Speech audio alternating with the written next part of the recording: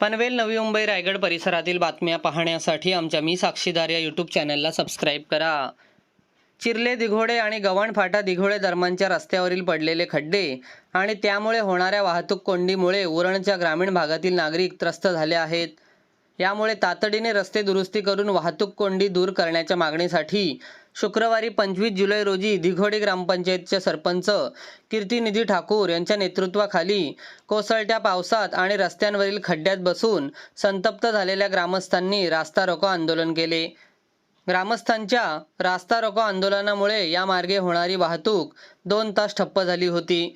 यामुळे वाहनांच्या दोन्हीकडे ये जा करणारी शेकडो वाहने अडकून पडल्याने वाहनांच्या जवळपास 4 किलोमीटर अंतरापर्यंत रांगा लागल्या होत्या। सार्वजनिक बांधकाम विभागाने दिलेल्या सकारात्मक आश्वासनानंतरच हे आंदोलन मागे घेण्यात आले। अटल सेतूच्या उभारणीनंतर चिर्ले दिघोडे गव्हाण फाटा दिघोडे दरम्यानच्या रस्त्यावरून अवजड वाहनांसह प्रवासी वाहतुकीमध्ये मोठ्या प्रमाणावर वाढ झाली आहे। हे दोन्ही रस्ते कोकण मुंबईशी जोडले गेले आहेत। यामुळे अहोरात्र या दोन्ही रस्त्यांवरून वाहनांची वर्दळ वाढली। या दोन्ही रस्त्यांच्या खड्ड्यांमुळे चाळण झाली आहे। वाहन चालकांना वाहने चालवताना तारेवरची कसरत करावी लागत आहे। दिघोडा चौक आणि दोन्ही रस्त्यांवर वाहतूक कोंडीची समस्या नित्याची झाली आहे। या दोन्ही रस्त्यांवरील समस्या दूर करण्याची मागणी दिघोडे ग्रामपंचायतचे सरपंच कीर्तिनिधी ठाकूर यांनी ग्रामपंचायतीच्या माध्यमातून वारंवार तक्रार संबंधित विभागाकडे केली होती। मात्र संबंधित विभागाकडे ग्रामपंचायतीच्या रास्त मागण्यांकडे दुर्लक्ष केले।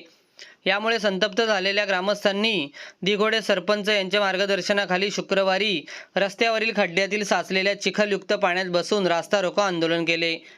उरण सार्वजनिक बांधकाम विभागाचे उपविभागीय अभियंता नरेश पवार, उरण पोलीस ठाण्याचे वरिष्ठ पोलीस निरीक्षक जितेंद्र मिसाळ यांनी मध्यस्थी करून तातडीने दोन्ही रस्त्यांवरील खड्डे बुजवण्याचे आणि वाहतूक कोंडीवर उपाययोजना करण्याचे लेखी आश्वासन दिल्यानंतर हे आंदोलन मागे घेण्यात आले, अशी माहिती दिघोडी सरपंच कीर्तिनिधी ठाकूर यांनी दिली। पावसाळ्यानंतरच काँक्रिटीकरणाचे काम सुरू करण्यात येणार आहे। गणपती सणाआधीच खड्डे बुजवण्यात येतील, अशी माहिती उरण सार्वजनिक बांधकाम विभागाचे उपविभागीय अभियंता नरेश पवार यांनी दिली। कामगार वर्ग जाते आणि संध्याकाळी 6 ते 10 5 ते 10 संध्याकाळी ट्रॅफिकची मीटिंग लावून टाकू। मी त्या जयपाल साहेबांना बोलून घेतो। तुमचे 5 जण माझ्याकडे ट्रॅफिकवाले सीएम साहेबांच्या पायलटिंगला तिथे गेलेले आहेत, अटल सेतूला आहेत। त्यांना मी संध्याकाळी 5 वाजता बोलून घेतो माझ्या पोलिसांना। तुम्ही या 5-6 जण, मग आपण तो विषय सगळा मार्गी लावू। सर आता 2 मिनिटं अवजड वाहनाला तिथे बोर्ड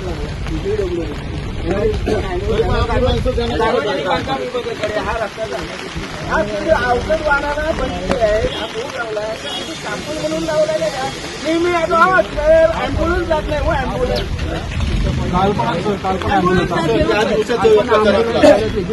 ट्रॉफिक करीत होता त्या चिन्हाच्या मुलाही 4-5 जणांनी मारलं। या भागाची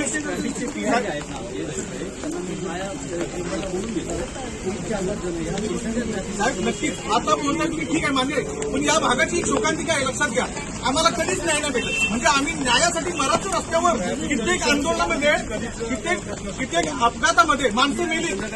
या गावातला कास्कर एक समाजाचा माणूस, एक माणूस मेला आमचा, ट्रॅफिकमध्ये मेला, अपघातामध्ये मेला। म्हणजे माणसाने न्यायासाठी मरायचं, ही शोकांतिका आहे। म्हणजे न्याय काय? महाराष्ट्र सरकार आम्हाला न्याय का देईल?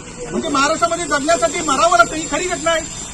मरावं लागेल आम्हाला न्यायासाठी। आपण आपल्याकडे पॉवर आहे, या तालुक्याचा प्रमुख नाही, या तालुक्याचा प्रमुख म्हणून आपल्याकडे पॉवर आहे।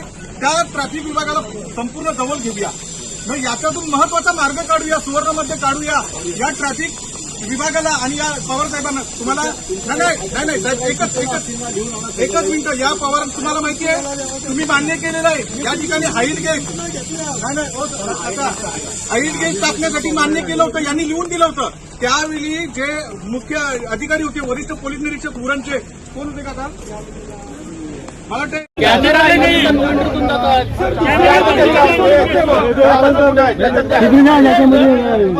कॅमेरा गलती केला मी याच्यासाठी। एक मिनिट ऐका जरा। लिहून द्या तुम्ही, लिहून द्या. काय लिहून पाहिजे साहेब? ऐका ना, काय लिहून पाहिजे? 3 किलोमीटर काम चालू आहे. नंतर मध्ये डांबरीकरण आणि बोर्ड पीडब्ल्यूडी बोर्ड पाहिजे. रस्त्याची रुंदीकरण होईल.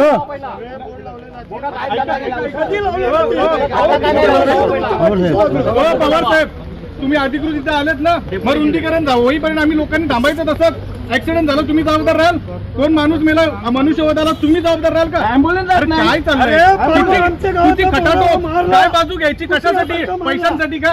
पोलीस आता इथे या ठिकाणी जर अवजड वाहतुकीसाठी बंद आहे काही कालावधी, तो बोर्ड का नाही? वाहतुकीचं कुठली अधिसूचना सूचना द्या. नाही रस्त्याची जबाबदारी तुमची आहे. रस्त्याची जबाबदारी तुमची आहे. आपण जे म्हणतो रस्त्याची जबाबदारी तुमची आहे. तुम्ही बोर्ड लावला पाहिजे. तू तरी सांगा स्टॅम्प आहे का त्याच्यावर? जागा आहे का?